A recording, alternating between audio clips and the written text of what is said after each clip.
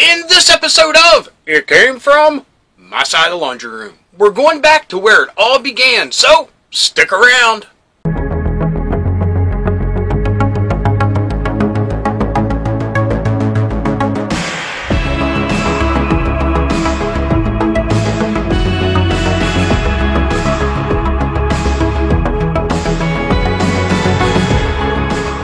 Hello friends, and welcome to It Came From My Side of the Laundry Room.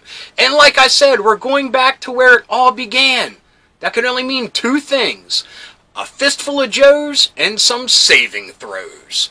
So, let me tell a little backstory here. I have not done a traditional It Came From My Side of the Laundry Room since getting my new camera for my birthday. One of the issues has been that the camera is horrible at shooting G.I. Joes. As simple as that. So, I found a way around it until I can get a fancy lens or something for it. But for now, I think I got an idea, and let's hope it works. So, without further ado, let's get some fistful of Joes. Yo, Joe! Man, I missed hearing that intro.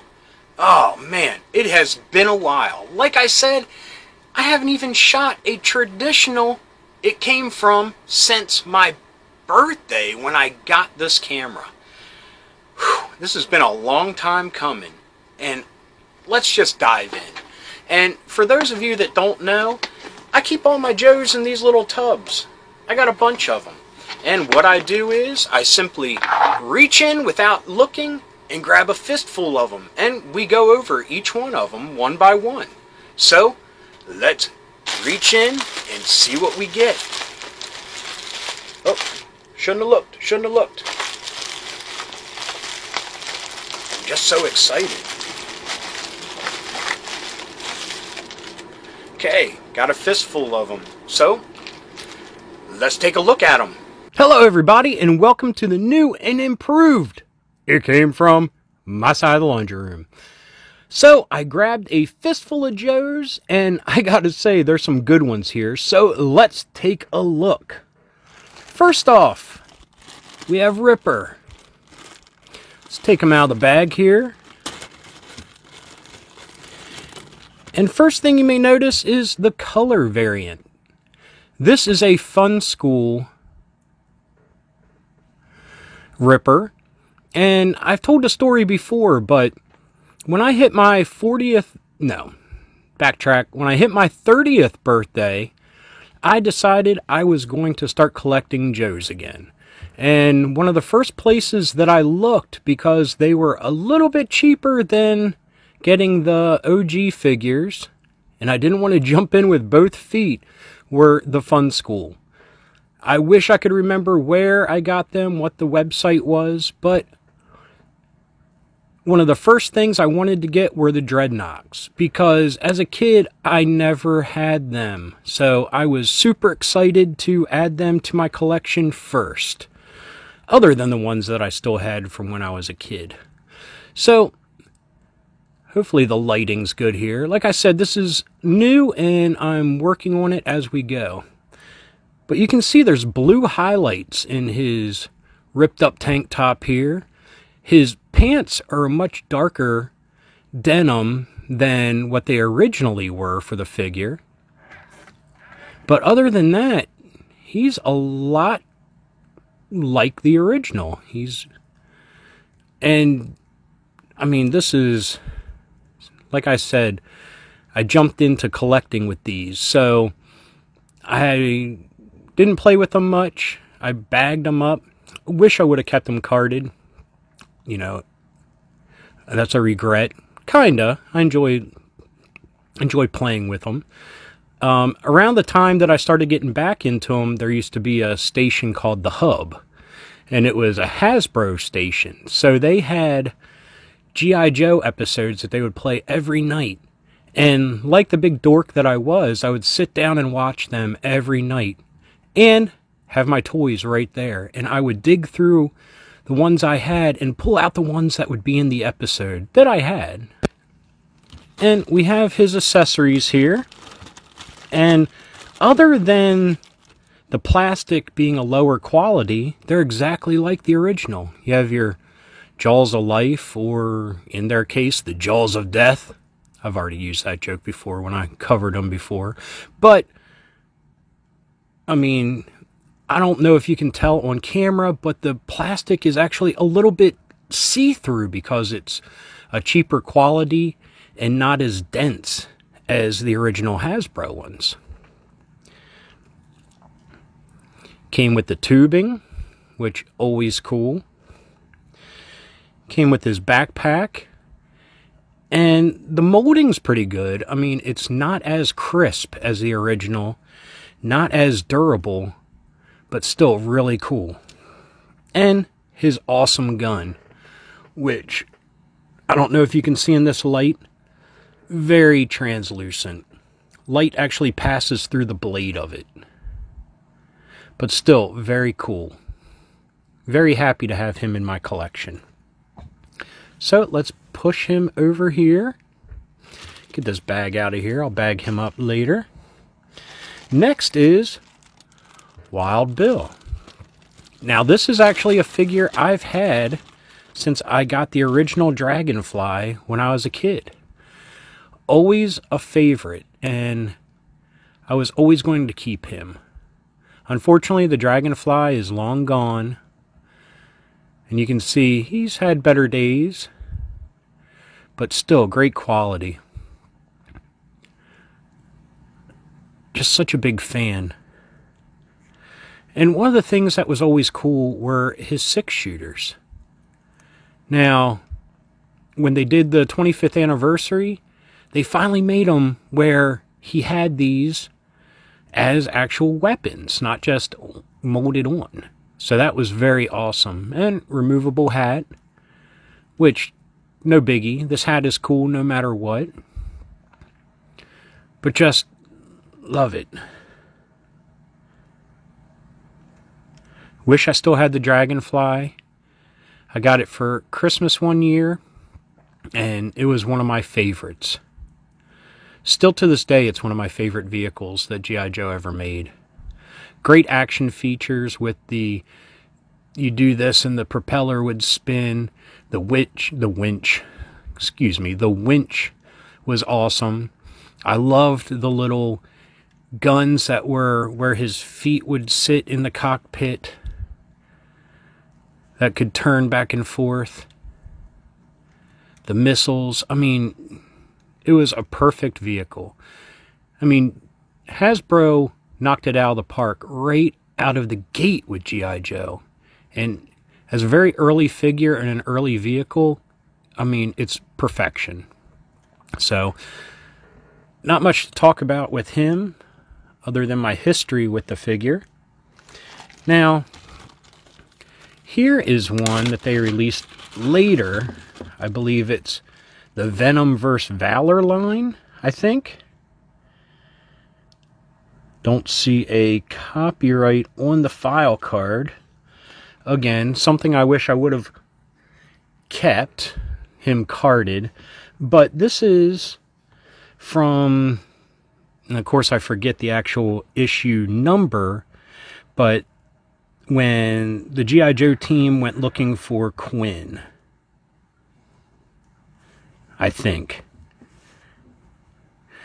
Yes. Because this is the Arctic exploration Snake Eyes. Again, I'm not an expert. I just know that I love G.I. Joe.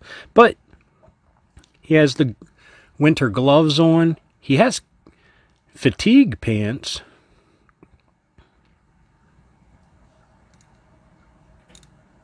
Did I say that right? Oh well. He has green G.I. Joe pants, a cool backpack that is reminiscent of,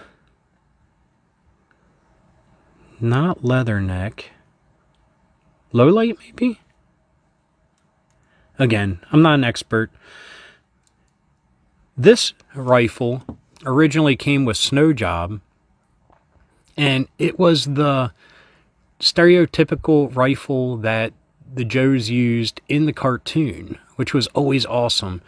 And I always wish more figures came with it, because this is what you saw in the cartoon more than any others. The toys, you know that Snake Eyes is known for his Uzi, but he hardly, if ever, used it in the cartoon. It was always these rifles.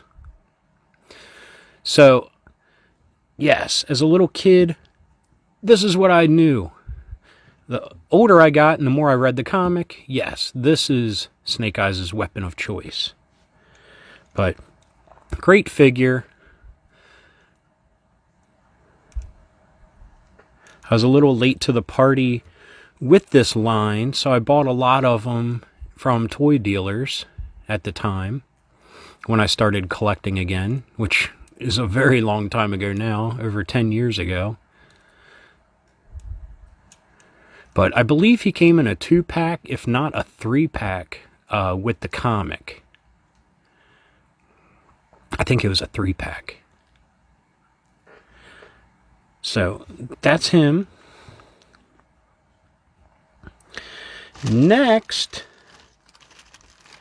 is, I have a backstory with Destro here. Now, Destro was one of the first Joes that I remember getting in the store. I remember getting a lot of Joes, but for some reason my memory of getting Destro is very vivid. It was actually at the mall in the town that I live in now that isn't the town I grew up in. But, okay, his file card first off. Now, I know I have his gun. It may have fell out in my G.I. Joe bin. I'll have to look. But unfortunately, you can see his waist is not holding up too much. I'll have to replace that O-ring. But when I first started collecting them again, when I was 30, like I mentioned with the Ripper there, always had that problem with the backpack growing up as a kid. Did you guys have that problem? Well, let's look at it, shall we, real quick before I tell the story. I love this. This tells such a backstory for the character. This has a lot of personality for one backpack, and it speaks volumes. Oops. You have all these weapons in here, an M16 that he can put together. I mean, what would you expect from an arms dealer? Very awesome. Like I said, he's complete. I have his pistol somewhere. But anyway, back to the story. After I ordered the Fun School figures, and for some reason I think now I call Ripper Play School, so I apologize. But the Fun School figures, they were in transit. I ordered them. So I went to a comic book store that was, I don't know, about an hour away from where I lived at the time. And I knew they had old toys there, and I wanted to test my luck to see if they had any old Joes. And they did. So I had to get Destro. I mean, like I said, I have such a vivid memory of actually getting him as a kid. I got him the same day that I picked up the G.I. Joe comic that had, well, it's the comic where the whale gets beached and they're fighting off Cobra. And it's the one where Barbecue actually takes his axe and smashes in a windshield of a Hiss. So that has a lot of memories for me, coupled with this. I mean, but sorry, I'm handling him very gingerly because his waist is a little falling apart now. But anyway, I got him from this toy store for a great fair price, and he was a lot better when I got him. But he was my first vintage Joe that I bought when I returned to collecting Joes.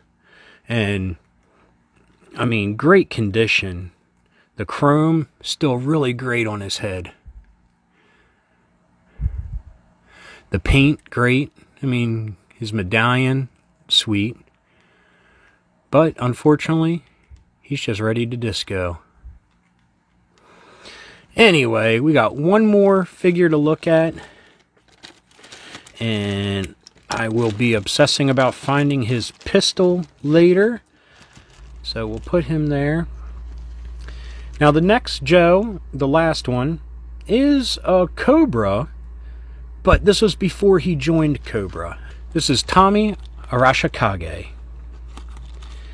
Now, growing up with G.I. Joe comics, they were steeped in Vietnam stories and lore.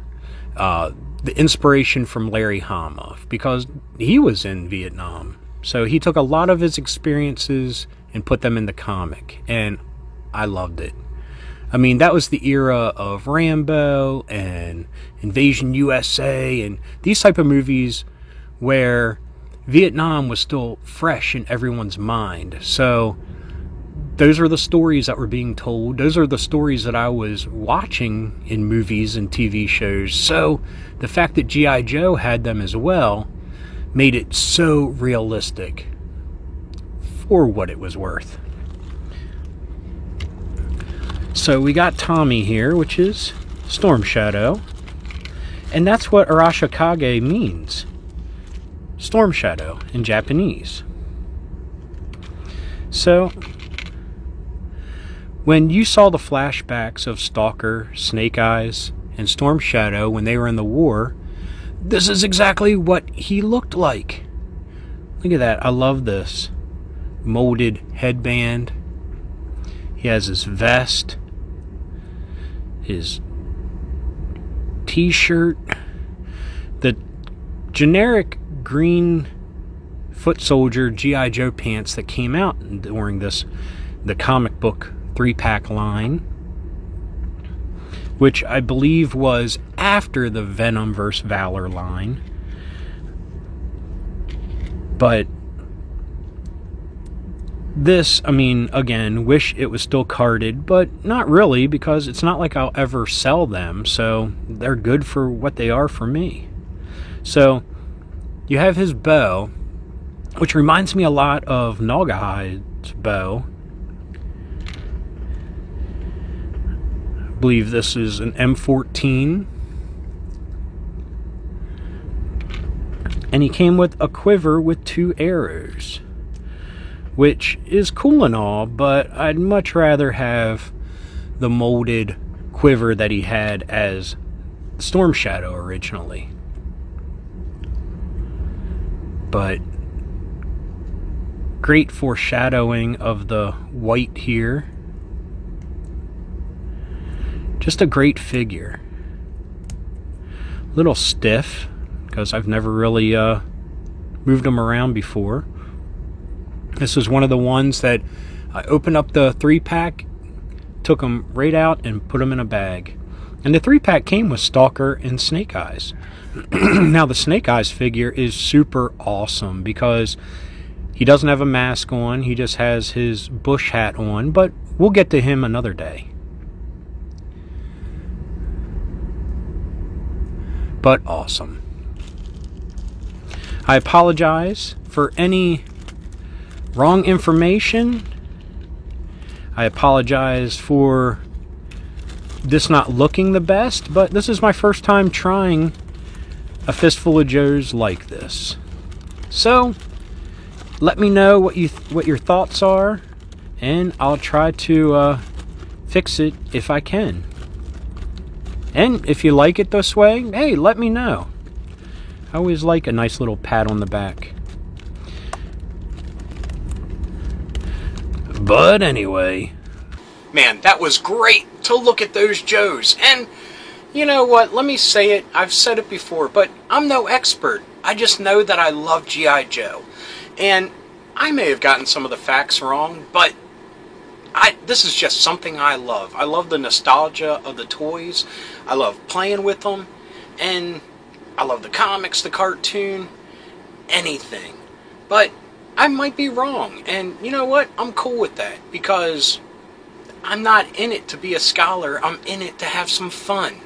Anyway, here's a commercial break. Rock, Lord, rock.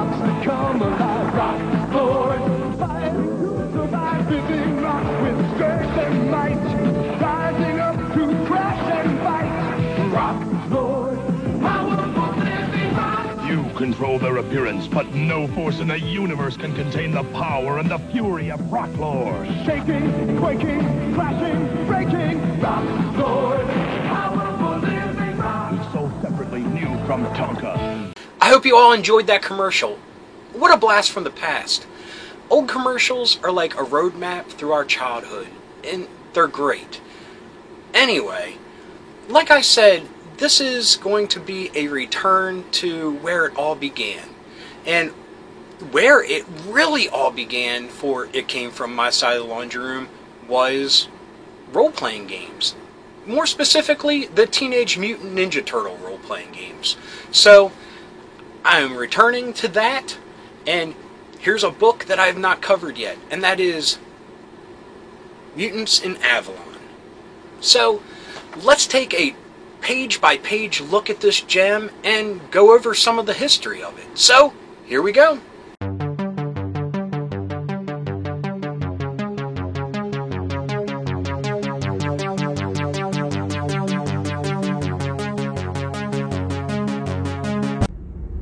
Okay, here is Mutants in Avalon.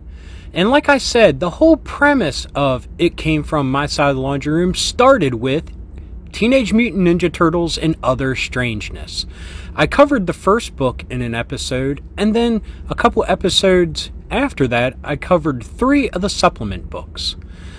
As time went on, I incorporated some of the other books into the Saving Throws segment of It Came From My Side of the Laundry Room. So, we're going to go back to where we started and take a look at the next book in the series, and that is Mutants in Avalon. Now, unfortunately, by this time, Palladium Books had lost the rights to the Teenage Mutant Ninja Turtles. So, they sold this under the After the Bomb title. And yes, it can still be used with the Turtle books, but it's missing the turtles, unfortunately. And like I said, up here it says Palladium Books presents After the Bomb, Book 5. Now, they even started numbering them differently to kind of brush the Mirage Turtles out of the game system because they lost the rights to it. So, let's take a look here. And the art is not as good as it was in some of the previous books. It's this very dark, almost woodblock type of style. And maybe that fits the whole Avalon background, which is in the British Isles and the United Kingdom. This is how things changed after the bombs fell and mutants and animals were mutated. So this has a medieval feel to it, mixed with post-apocalyptic elements. We can see here we have new animals right off the bat. We have British mammals like badgers, dormice, hares, hedgehog, and you have this mouse is like a nobleman here. It's good to get your mind thinking about what kind of characters to make, but like I said, I really don't dig this art style. Oh, here we got a pig with a battle axe coming in. That's pretty cool. So we have different social rankings over here. And we have nobility and serfs and things like that. We actually have new character classes you can play, like Bard, Court Attendant, Courier, Druid, Messenger Knight. And then we have new skills that kind of fit the whole medieval theme of it. Different weapon proficiencies that weren't in the other books.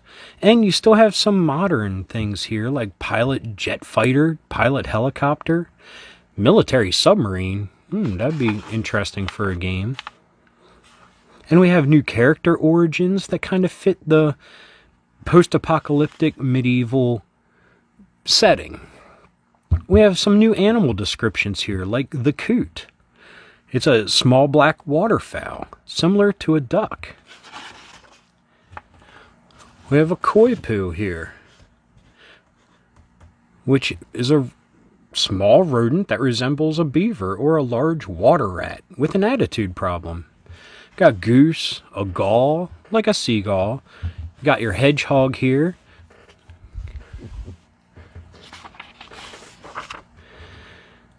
Look at this newt. That guy's pretty cool. I actually dig the art style on him, except why does he have a 5 o'clock shadow if he's an amphibian? Got peacocks. Here, a slow worm. Oh, look at this Shire horse. That's a cool picture. Got a puffin up here. But what is a slow worm? Slow worms appear to be snakes, but are actually long, thin lizards who have lost their limbs through a process of evolution.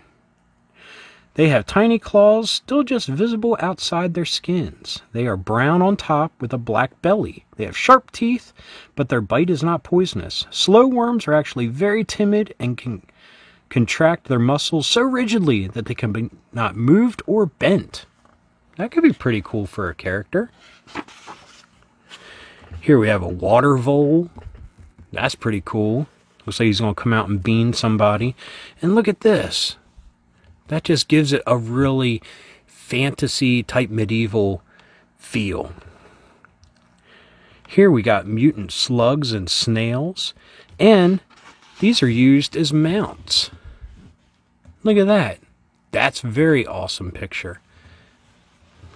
And other mutant insects are used as mounts. Because horses are mutated like people now. So you can't ride them. That'd be pretty weird. So next best thing is to ride insects.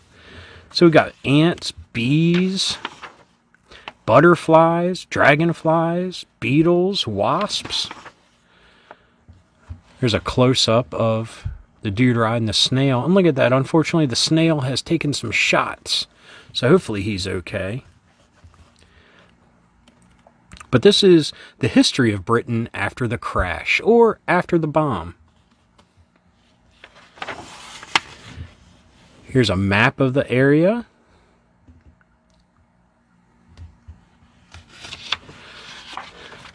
The age of steam power. And we got the kingdoms of Britain.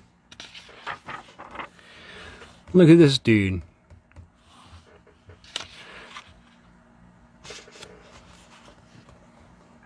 What's that movie with, I think it's Ed Harris, where they play Renaissance fair dudes on motorcycles jousting?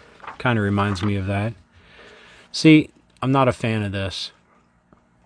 Not a fan at all.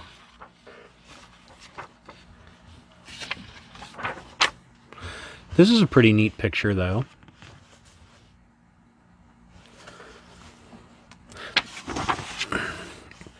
Cool. That comes from the snail picture again. This comes from the grasshopper picture. But look at this. The wastelands. You can fight things like this dude. That's awesome. Very D&D-like. We've got some normal peasants working in the field. And what is this chart? Random encounters with traveling through Britain. So, different things you can run into.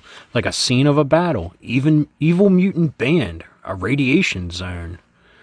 Wild insects or predators. Very cool.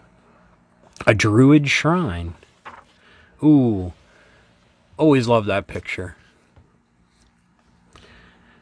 And of course, with after the bomb, the humans, for the most part, are against all the mutant animals. That's who the enemy faction is mostly. It's post-apocalyptic where everyone is against each other, but the humans that have survived are wanting to take their land back from all the mutant animals. So here's a cool picture of an animal getting one of the villain humans. Here's some scenarios you can play.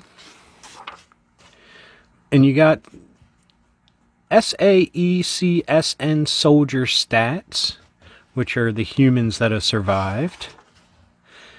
And we got rules on playing druids. You got druid spells and knowledge.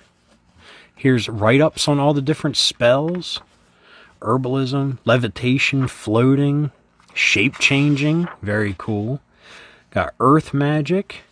And then we have the Game Master section, which has the Arthurian myth weaved within this game.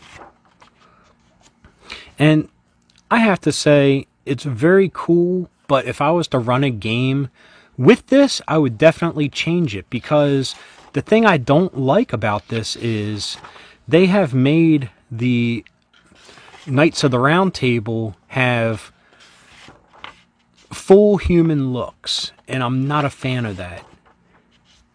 They need to look like mutant animals, not humans. I mean, why bother? But we have different Knights of the Round here. Look at this picture. That's that pig that we saw earlier, fighting some of these humans here. But see, this is what Arthur looks like. He has full human looks with just wings, because he is a, what is he, a mutant species. He's a raven. And Guinevere is a swan with full looks as well. You got Sir Guy, who is a Labrador with full looks, but partial hands. That's odd. Sir Lancelot, who's a goshawk, all full looks. And you have your typical Knights of the Round Table, typical soldiers. Merlin, who is a human, so he survived, and he's hundreds of years old. You have Morgana, who is also a raven with full looks. Rex, who is a German shepherd. But here we go. Like, okay, I can dig that. Mordred, who has a deer's head. We got Sir Tristram. I thought it was just Tristan, but he is a red fox. Percival, who is a pheasant. And we're at the back here. We have Sir Bors, who is a squirrel. And Sir Peredur, who is a rhino. Anyway, this is just a quick little look at Mutants in Avalon. This book originally came out in,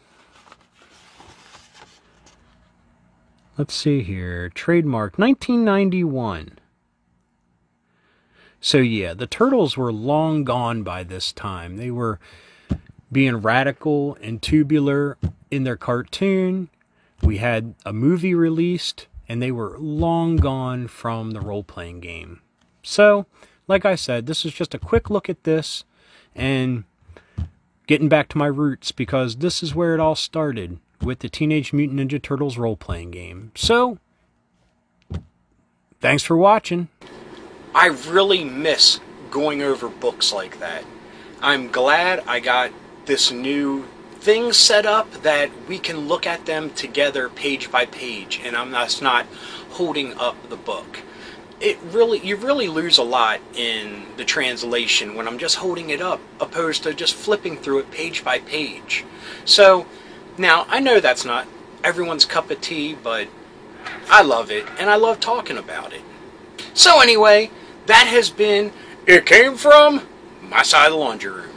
And I'm glad to be back doing this, and I hope you all enjoyed it. Speaking of enjoying it, and I hope you did, give me some likes. And if you got something to say, please leave a comment. I love reading them, and I love getting back to everybody. And if you're new around here and you enjoyed this, or any of the videos that it's recommending down below, subscribe. And if you hit that little bell icon, you will be notified whenever there's a new episode. So, until next time, keep being rad and stay dorky.